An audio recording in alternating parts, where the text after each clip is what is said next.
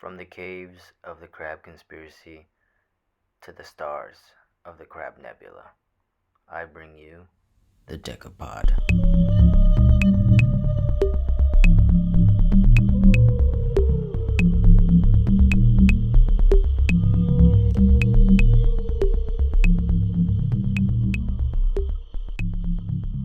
Greetings, members of the Crab Conspiracy and the Crab Curious who are watching and listening right now.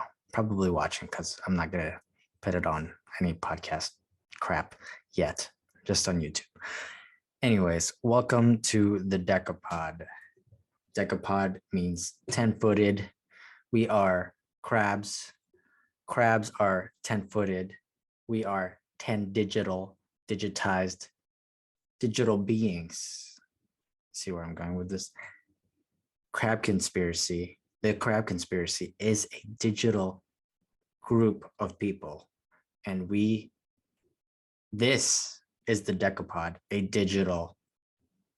10 digital program for you. And this is going to be a way to communicate and broadcast things that are going on within the Crab Conspiracy, and a way to introduce some of our members to the Crab Conspiracy. I'm going to start out with a batch of 3 of our members, starting with Dungeon Crab Nobbywood, Karma Crab Karma Void, and Pancake Crab Jesus. Yes, I know all of the names. It might take me a second, but I know the names. And, things will evolve. The Crab Conspiracy, we have seen it evolve through different stages. And at least for now, what I'm going to do with the Decapod is for this first edition, I'm going to release 3 interviews I've done with those 3 people I mentioned, those 3 crabs I mentioned. And we're going to be talking about getting your foot in the door, because I myself am trying to reach out more and actually attract more freelance. For the past 4 or 5 years, I've been solely doing BARC stuff over here and just building my world out and just really making it more real to myself. And I feel like I've come to the point where I've established enough that BARC is a real thing. One of my favorite things is that sometimes when I'm at an art event or something, if somebody knows about my work, they'll be like, "Oh shit, you're BARC. Oh, hey BARC, what's up, BARC?" So I think that's really cool. And a couple of times that has happened. And to me, that means that I've come to this point where, I've really built BARC up to stand on his own, and I'm really ready to get back out there and attract more freelance. Part of that is because I have been trying to get into the fine art game, and for some reason, I don't know, it's really an unsaid thing, and it might just be me, but I have this feeling that they just want you to kind of struggle. They want you to do this or that, and it's kind of frowned upon to see artists doing commercial work. Every time I see artists, they're only putting up their paintings or sculptures or whatever, but also it might be an illusion. This is just the illusion, or also maybe they're just like rich kids that fucking paint all day. Right now I have a side gig, a side hustle, and which allows me to be doing all of what I've been doing all this time, creating BARC, building out the Crab Conspiracy.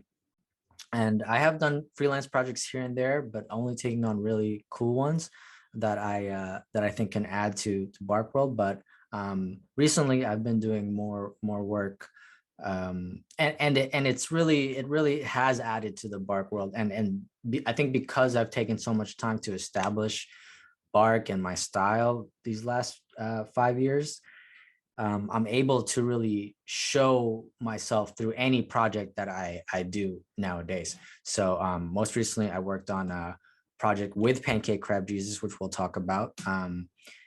Uh, for the LA Times, I created a headline illustration and a spot illustration for an article about the Year of the Tiger.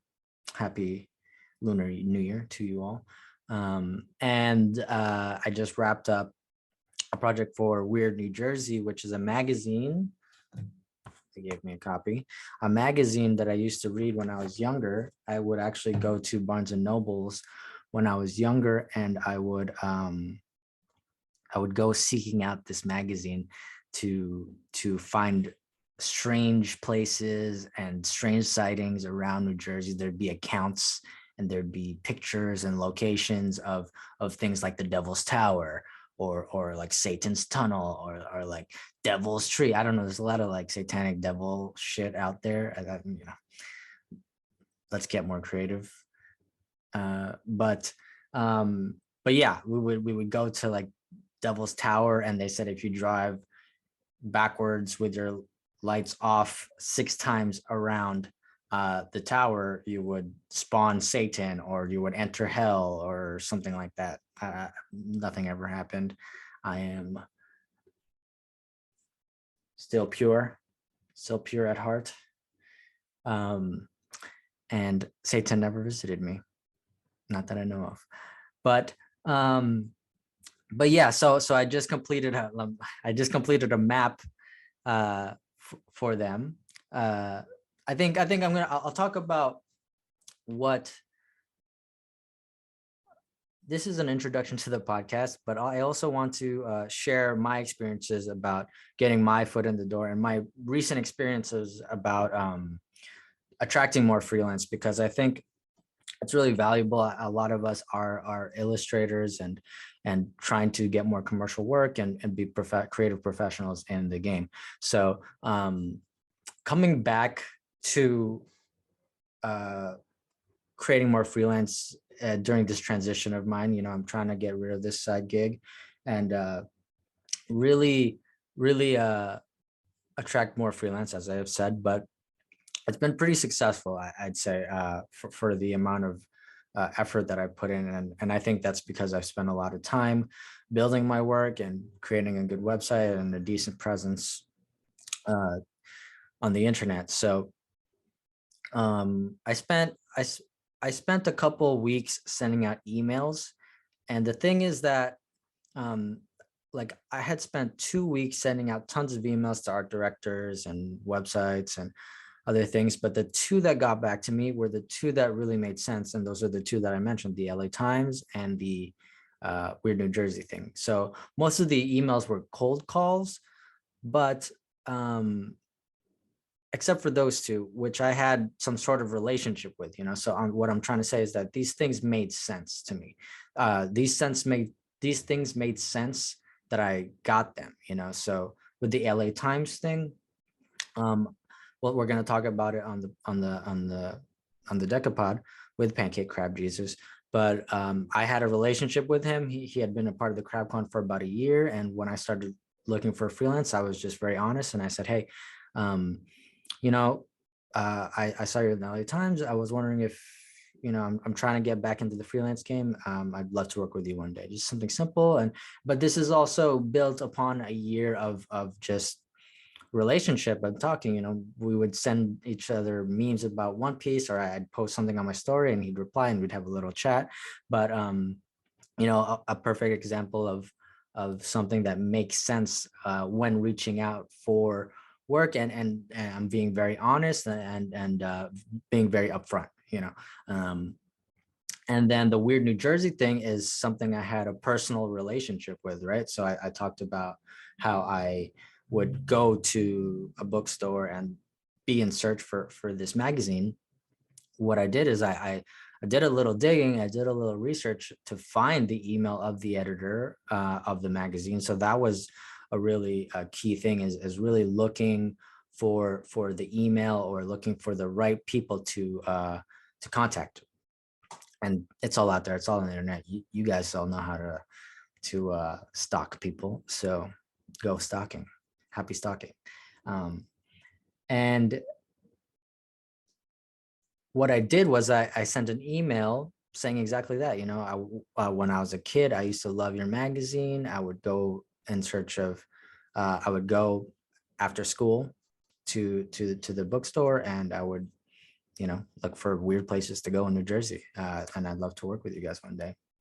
Then a day or two later, they hit me back up, and they're like, "Hey, BARC." I introduced myself as BARC, and I always have a weird subject line. I think my subject line for this one is a dog that can draw. Because I'm BARC the dog, and I think it's just kind of catches you off guard and stops you in your tracks. Something that's more appealing than just illustrator, want to work with you, something like that. So I really try to put something weird that'll stop me in my tracks, in the subject line, because all these people get tons of emails, and how many times do you swipe and delete your shitty emails all the time? And yeah, so they get back to me, and they're like, "Hey, we're actually trying to release a new poster talking about, or displaying release a new poster with a map full of cryptids, ghosts, and alien sightings from around New Jersey." And as soon as I read that, I freaked out, and I was like, "Oh my gosh, this is like a really cool subject matter at first, but then it's also I feel a lot of kinship with this magazine, and it's kind of like a Hall of Fame project for me, something that is nostalgic and also a very cool subject matter to attack." And I just wrapped that up, and they loved it. They had very little feedback on it, and yeah, that was it. I killed it. I fucking killed it. But what else? Currently, we're working on the CrabCon Stadium. CrabCon Stadium is a place on crabconspiracy.com. The ever-growing universe of the CrabCon is always expanding, and we've just opened a stadium.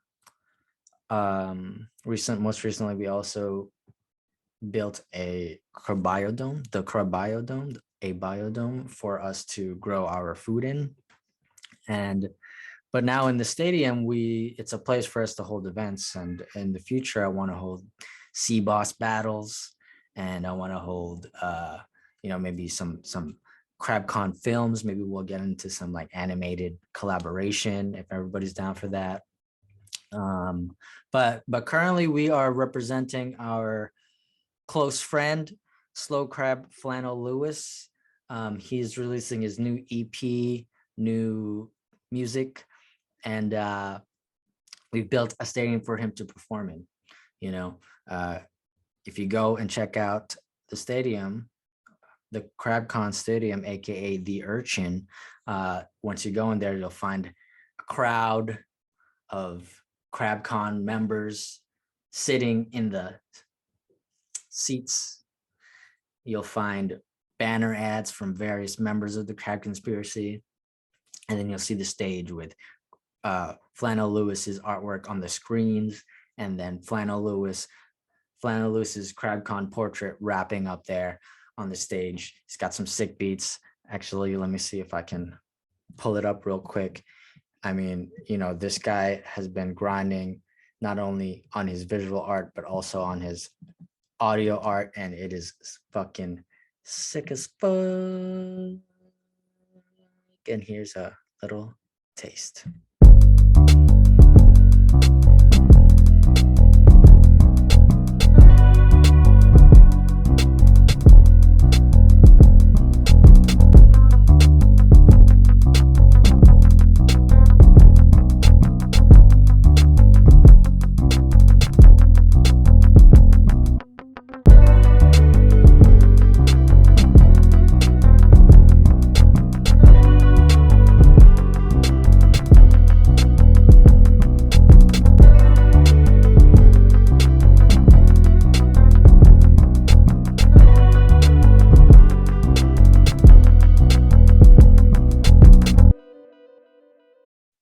Wow, that was fucking sick. I listen to that song like 3 times a day while I'm working. So that's going on the CrabCon Stadium, and when you scroll down, if you haven't done it yet, get your CrabCon Stadium Flana Lewis live at CrabCon Stadium event posters up there. We already got 3 from Vampire Crab Clezzy, from Dungeon Crab Nobbywood, and also one from Bishop Crab Jonathan. They are sick, and you know this is what I started out in the Crab Conspiracy. It started out as a as something for me to share my ideas, but let's be real. Any Patreon is to gain money. Any Patreon is to help support an artist. That's the nice way to say it, but I'm just trying to get money. I'm trying to get money so I can keep doing what I'm doing. And but what I really try to do is keep this thing as pure as it can be. The Crab Conspiracy is the purest thing as I can make it. Every time we do some sort of community funded project like the CrabCon anthologies or anything, I don't make any profit on it, and it's all you do is pay for production. And what am I even talking about right now? Yeah, so when I started the Crab Conspiracy, actually before that, I did a BARC page where he was kind of like scamming people into giving him money by, I kind of created this fake GoFundMe BARC page where BARC was like injured in a hospital, and it just had kind of like bad energy, and it didn't work. Nobody wanted to give me money for a fake cartoon dog's injuries. So after the Crab Conspiracy was discovered by Ghost Shrimp, he was the one who told me that BARC is crab backwards, which is insane. I didn't know, but then I knew, and then the Crab Conspiracy happened, and then I figured, well, BARC is crab backwards. Then crab, I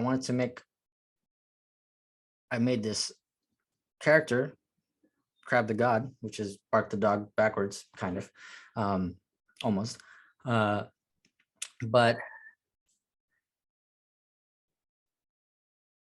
I thought it was a good way to, or a good vehicle to build a community off of. And it's something I learned from my time at Ghost Scouts is having a specifically illustrator cartoon, professional peer system was something that really helped me out. Beyond my actual time at camp, just knowing other people who illustrated or liked illustrating or drawing cartoons in general was a huge eye opener for me. Every time I saw somebody else post their work, it boosted me. Every time I posted my work, it boosted others. So I saw this, and I saw the potential of having a digital version of this. Even though Ghost Scouts, after you go, it is digital, but the real juice, as Dan would say, is your time at camp. But I wanted to take my experiences from what I really liked about having peers, and create this other community, and mix in some of my thing, which is creating this organic storytelling. I'm going to call it now alternate reality game. We're creating this alternate reality game. All this time I've been trying to like make some sort of digital space for us, right? This is before NFT bullshit, but it's bullshit or not, whatever, it's cool. But I've always been trying to make this kind of like digital area we can hang out in, because the Crab Conspiracy is born in the digital space, even before the pandemic. We're already doing this shit before everybody had COVID and everybody got their vaccines. Before all that, we were already on Skype before it could even handle fucking 10 people. You know, we were already here chatting it up, crabbing it up, clacking it up. But okay, let me get back to what I was trying to say. In the beginning, I wanted to make this community and share my knowledge through graphic design, because again, we have a lot of illustrators, illustrative peers, and people who do cartoons and stuff. But I think what I come to the table with something different. Let me show off my little CrabCon medallion. What I come to the table with is my skills in graphic design and advertising and branding. And I think I see a lot of people out there, a lot of illustrators out there, a lot of artists that don't think about that just leave that behind. And I think just if you think about how you present your work, you know, a lot of us just make the work really cool, but then you'll take a shitty picture, or you won't, or you just post it on Instagram, and you know, you need to present your work a specific way. You need to present your work a specific way, and you'll be able to, you'll be able to do something more with it.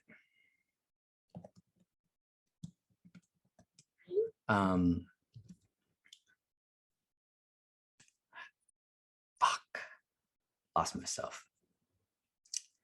Oh yes, so I wanted to share my knowledge and create these crab quests that would help everyone in a way, you know, give everybody some sort of assignment to help with their branding or graphic design or whatnot. And also I would also attach a side quest to that, which would contribute to the story of the crab conspiracy. I didn't know what I was doing. I was, you know, I just want to kind of make weird little stories and illustrate some cool things in this little universe I'm building.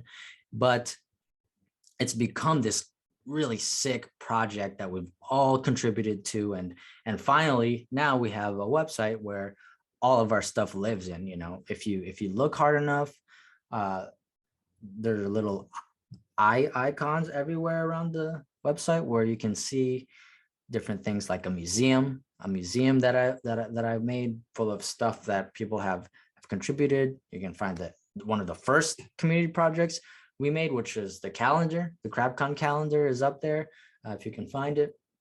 All these sea bosses guarding CrabCon Island, the crab crops, now the CrabCon Stadium, everything's in there. Everything's in there, and we've been doing this for more than a year and a half, almost 2 years. I don't even know, but I'm excited to see where it goes, and you know, where this goes, where the Decapod goes. You know, I if you see the cover art, I see it as a little pod that Crab the God and whoever comes in sits in, and just chatting it up and flown out there in the oceans of the crab conspiracy, or up in the stars of the crab nebula. And yeah, I'm just excited to see where it all goes. Just as, I mean, think about it. Look at how far the CrabCon has gone. Let's see where we can take this Decapod, you know. But that's all. I kind of lost my juice at the end. Got a call in the middle of it, but that's okay.